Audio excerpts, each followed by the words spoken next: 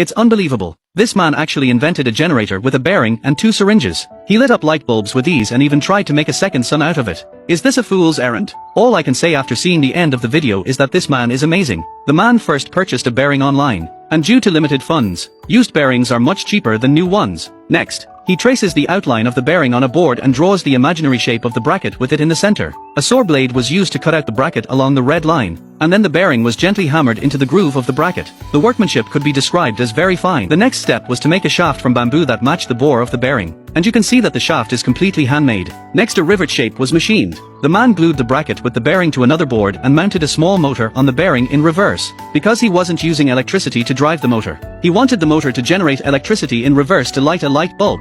The man had prepared 2 clean syringes and 4 button magnets, which were obviously a little antique as well. When it comes to utilizing waste, Indians are really good. He glued the magnets to the syringes in the same direction to achieve the effect of peer repulsion. Then he removed 2 magnet rings from the old radio and glued them to the syringe with 502 glue. Now put the pusher into the syringe to see the effect. When the pusher is near the bottom, the magnetic force of the magnet repulsion pops the pusher back. Take 2 yogurt straws, cut them to 2 centimeters long and glue them to one end of the pusher with hot melt glue and make 2 simple springs out of bicycle strips. Next it was time to start assembling. First connecting the syringe to the bearing with a simple spring bar, then fixing the syringe to the bracket with hot melt glue, so that when the bearing rotates it will drive the actuator to make a piston movement in the syringe. The other side was fitted in the same way, so that a generator was complete. Only one of his fingers was needed to start the machine. And now the man was about to prove whether the great conjecture of the artificial sun could be realized or not. Just like that, a simple device without any energy input actually did light up a light bulb. The man said that if the device could be enlarged 10,000 times,